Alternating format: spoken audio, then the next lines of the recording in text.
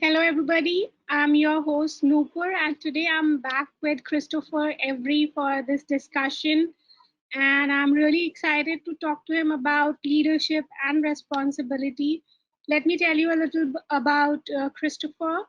He's PhD. He serves evolving leaders, coaches, and leadership teams who want to be wiser, faster, and intend to lead themselves and others to results that matter and are open to the idea that their outer world changes when their inner world changes.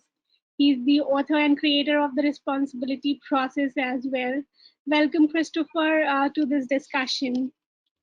Thank you very much, Nopur. It's great to be here. And if I can make one small correction, I'm the innovator and promoter of the responsibility process. It's not my creation. It's the creation of my mentor that I started studying with 30 years ago. His name's Bill Harley, and he is on my team, and you can find him at my website, responsibility.com. So I always give him credit. So thank you for allowing me to make that tiny correction. And I'm thrilled to be here. Let's get into it. Sure, I'm looking forward to it, Christopher, as well. And thanks for the correction. Now, Christopher, just to begin with, why do you believe that what we know about leadership and personal responsibility is about to be disrupted? Sure, thank you. So while I've been at this for 30 years, over the last 20 years, the world of Agile has increasingly found that if we move towards environments of greater trust, transparency, safe psychological safety, greater freedom, autonomy for the worker, and more involvement of the worker in planning and execution, that we tend to get higher levels of creativity and productivity, and we get higher levels of humanity. Well, the world of leadership still is generally a world of control and direction. And so this is a challenging change for leaders, even leaders that believe that they are pretty authentic. They still were developed. So, the state of the art in our MBA programs today is still ideas that are 50 years old. And so people, the underlying current of management and leadership training today is still all about control, authority, direction. And the Agile community has been doing a great job of highlighting some of those things, but my work has for years shown that we have different mental states that we operate from. And that my belief is that all leadership starts with self-leadership. Right? So I believe that the first rule of leadership is to lead yourself first. Right? And I believe that leaders are taught to influence others. And we can influence in lots of ways, lots of ugly ways. Right? We can influence through intimidation. Right? So my belief is that if we are leading ourselves first and we use this tool, the responsibility process, to lead ourselves, then what happens is these mental states down below the line are just signal to us that we are operating from a coping state. We're operating from anxiety. And we want to operate from freedom. And joy and power, and that's above the line in the mental state of responsibility. So let me just try and illustrate this a little bit.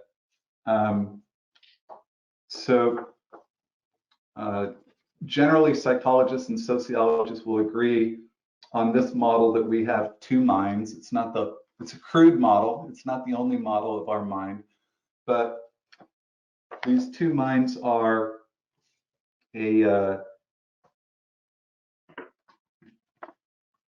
lower mind is often called the defensive mind or the resistant mind or the ego mind, right? And we all realize that we all get to be resistant and defensive, and we know that every time change happens, our first response is to resist, right? And every time there's a problem or mistake, our first response is to defend what we did, right? So this is very natural part of our mind.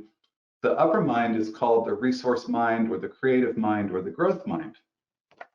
So for me, the game of self-leadership is to catch myself in the lower mind and move myself to the upper mind. Now, to take it a step further, the drivers in these two minds are very different. The drivers in the lower mind are approval, safety, and control. And professionals in our society who've been raised to be, quote, responsible people, they've been conditioned to approval and safety and control. Right? So we went to school to learn to stand in line and do as we're told, and we're given performance reviews and ratings, and it was all about whether other people are approving of us and whether our status in our life is safe and our income is safe, right? And whether we're feeling in control. And our societies and parents and teachers didn't really teach us how to tap into our own unique genius and to our unique inspiration and to really find our unique expression of self. And so what's really going on in the mental state of responsibility is that you're finding your own answers to problems by tapping into your own unique genius, your own unique skill set, your own unique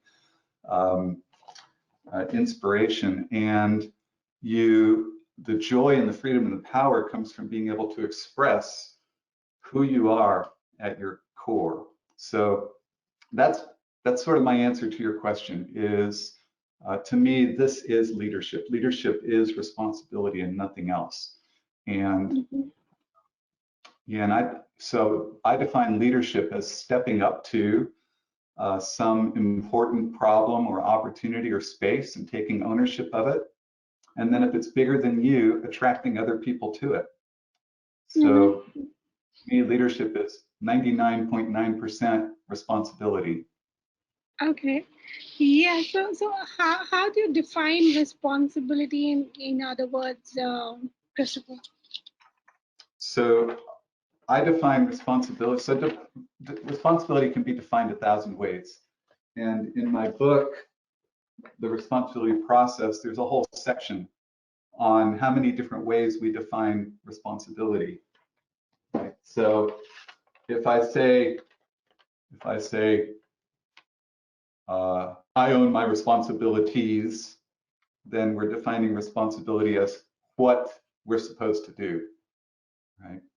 But because the responsibility process shows that these are mental states that occur naturally in all of us, and we can either get stuck and coat below the line, or we can get to our unique genius and grow above the line, then I define responsibility. You can't see it, but the definition is here: owning your power and ability to create, choose, and attract. And let me see if I can show you that right under the word responsibility, right there. So it's owning your power and ability to create, choose, and attract. Now that's a huge concept. So the idea there is that we are always creating, choosing, and attracting our reality because of our filters, our beliefs, our emotional responses. And there's a fair amount of evidence and data now supporting this, that thoughts operate at vibrational frequencies, and thoughts magnetize us to create, choose, and attract our reality. And so our thoughts create our reality. And we're conditioned to believe the opposite. We're conditioned to believe that we are at the effect of or victims of a reality that's out there and objective, right? And so our first premise is that every one of us is always creating, choosing, and attracting our experience. And the second part of the definition, actually the first part, is owning that that's happening, right? So every time I go below the line, I'm not owning that I'm creating my own reality, right? So I become a victim, a victim, a victim of myself, a victim of promises, right? So everything down here is victimization, coping, defending, resisting. And the study of responsibility and the practice of responsibility is the practice of owning my power and ability to create, choose, and attract, which means that every upset is an opportunity to learn, right? Which means every frustration, every anxiety, every upset, every grievance means that there's something in my mind that's not owning my reality, and I get an opportunity to examine that. Again, I use this as signal, right? That there's something for me to learn or something for me to examine to grow. And I guess I'll stop there in terms of my, so here's, I guess, one more important piece about this in terms of the responsibility process is that when we're operating in blame and justify, we get no results, right? Because we're absolutely sure that there's nothing that we can do. So an example I give is that we've all been involved in some company that we've worked in. We've all been involved in some kind of crisis meetings that may last for hours or days or weeks, in which the conversation in those meetings never gets above lay, blame, or justify. It's just weeks of finger pointing, right? 4, 6, 8 people in a room, all deflecting, all resisting, all finger pointing. And if you analyze that, we've just spent, millions of dollars or euros or rupees of the company's money producing no results. And in the mental state of obligation and shame, which is where most organizations live, we use obligation and shame in order to control people. Then in these mental states, we get unsatisfying results. And only in the mental state of responsibility do we produce results that matter. And those results that matter are both the value for the client or the customer, the productivity, as well as treating people with high levels of humanity and compassion. So that's responsibility, how I define it. Thank you. Thank you for sharing an amazing definition of what responsibility is and what owning up is. Uh, I would also like to understand, Christopher, that do leadership development and culture shaping go hand in hand? Because as a leader, you have to look up to both of the things at the same time. Yeah, of course they do. Right. So I think that culture shaping means developing a collective mindset about what's normal around here, how we do things. And what I found is that when we develop leaders to develop their own responsibility practice, right? So responsibility now for me is a practice. It's not who I am. It's not my character, but it's what I do every time something goes wrong, right? And things go wrong all day, every day. So I get to practice responsibility from my life and from my mind all day long, every day. So when we get a group of leaders in an organization to start doing this, then the way they solve problems individually starts changing. Their compassion for themselves starts changing. The way they collaborate together starts changing, and their understanding and awareness and compassion for each other starts changing. They have a shared language, which becomes a core organizing model in their culture, that there's no other shared language for how we respond to problems, right? And most companies are problem run. Okay? All of our emergency meetings are about problems and crises. And this is the only language I know that's a very effective language for observing ourselves when we're responding to problems. So now if a group of leaders starts studying this and practicing together, then they have a common vocabulary and a core organizing principle, which can become part of the culture. And what I've seen when I've worked closely with a leadership team in sizable organizations is that within a few months, this language starts cascading down into the organization. So just a side tip here. I always say that if I can work with the top 15 to 20% of an organization, the top couple, 2 or 3 levels, right? Then, and we change how they're operating together, then we can leave the rest of the organization alone, because this language will cascade into the organization. And of course, coming from the control mindset, what most management teams want to do is to have the 2-hour briefing for them and the week-long training for everybody else. And personally, I refuse to do that. True that, Christopher. And generally, we most of the people consider leadership as a designation, right? But it has other meanings. It is beyond a designation. So, can you please highlight what self leadership is and why is it important? Yeah. Self-leadership is taking ownership for your life. Self-leadership is realizing that that you were born with unique genius and with unique inspiration, and it was driven out of you from the time you were 2 years old on, right? And you learn to conform to be a good person in terms of society. So self-leadership is to, first of all, acknowledge to yourself that I've done the work, I'm a good person, right? I've stayed in school, I've gotten a good job, I'm contributing to society, I'm part of a family unit. That's what society calls being a responsible person. So check that box, right?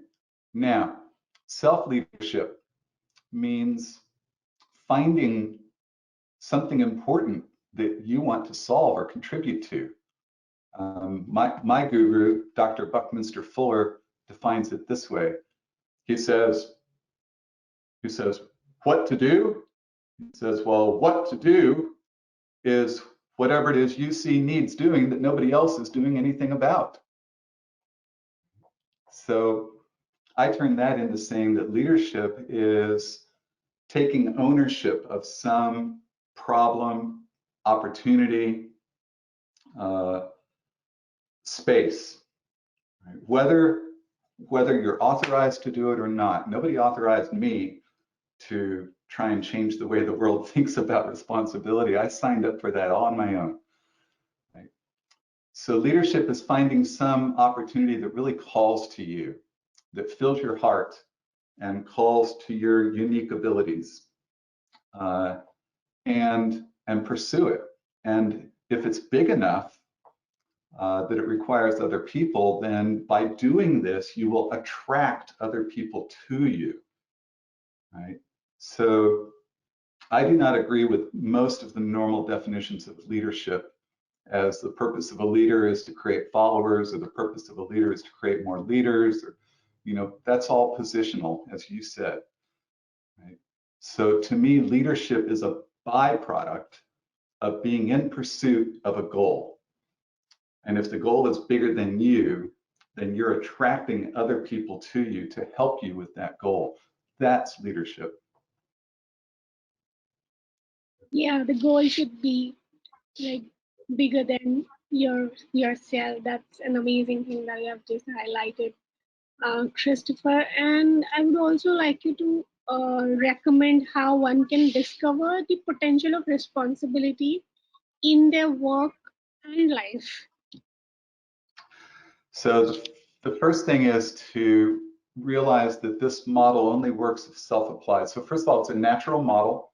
This is an organic process that happens in everyone's minds. And every time something goes wrong, we go to the bottom and we get stuck, and we can stay stuck for a short time or a long time.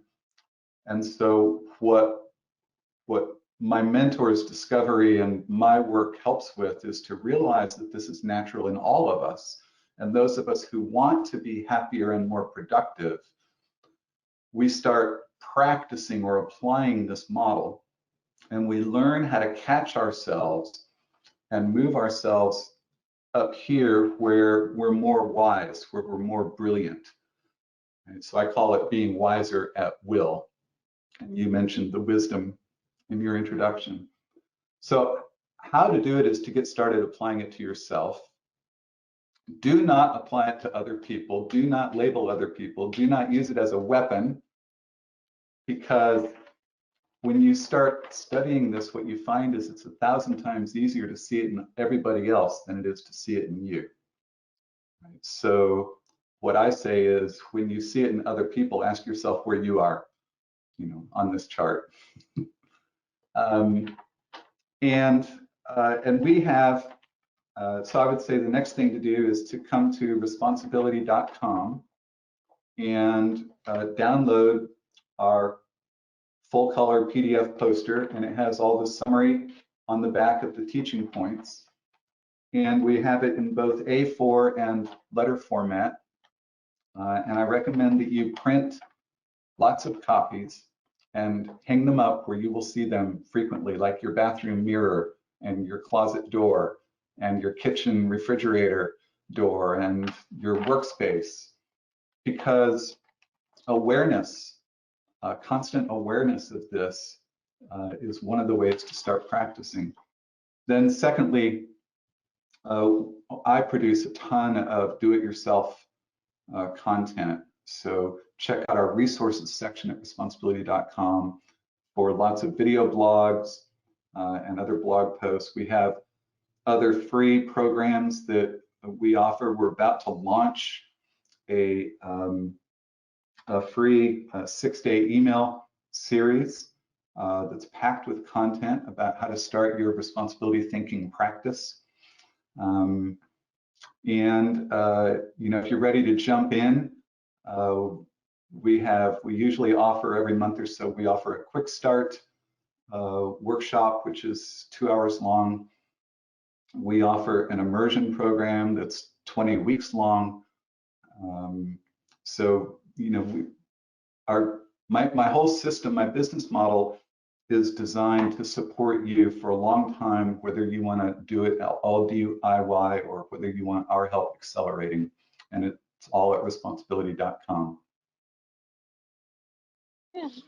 Thank you for sharing that, Christopher. I think this model is a self-check, like where do I stand now? Where do I stand now? I mean, I think, keep changing our positions also in this chart. If we see, we may have started by the denial, and then we have, most of us or a lot of people would have traveled the path to obligation or responsibility from denial. So I think that's a self-check that we need to keep doing often. Well, yes, in fact, our cultures have taught us that shame is being responsible and that obligation is being responsible. And our research says, no, shame is beating yourself up thinking there's something wrong with you. And obligation is feeling trapped in a promise. And those are both below the line. Those both keep you in the lower mind, right? Those both keep you in approval, safety, and control. And this is the big thing that I think the world of Agile is slowly helping the world of enterprise start to understand, is that the embedded philosophy, the embedded structure of the enterprise is approval, safety, control.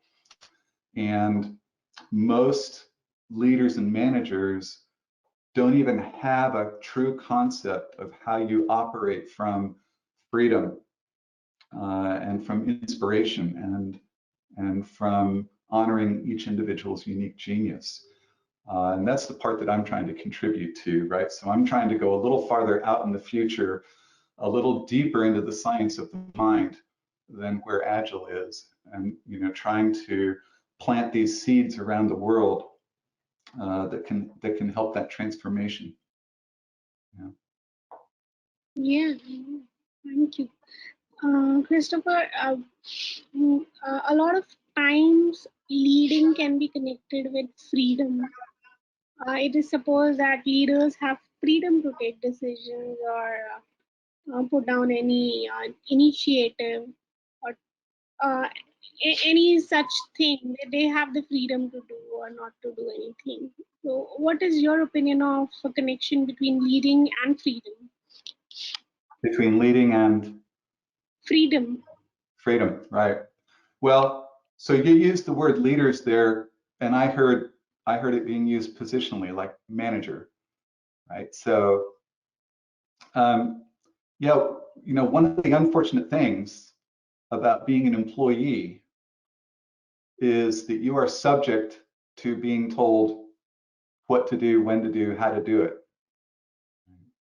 Um, and I have clients who are very, very highly placed in organizations. I was talking to one yesterday who has 7,000 people reporting to him. And he had to move an appointment with me because uh, a meeting got placed on his calendar, right? So, and I had someone who's on the board of regents for a huge university system complaining to me about having to spend the whole weekend at a boring regents meeting at the finest hotel in Dallas, Texas, with the finest wine and the finest food and the best chefs, right? And it was an obligation to him. So to me, leading means finding your way to freedom. That's what leading means. Very, very beautifully put forward. And since we are talking about the responsibility process and why is it significant, my question to you to conclude this discussion is why is the responsibility process important and relevant for everyone all the times? Why it won't be outdated tomorrow? Thank you.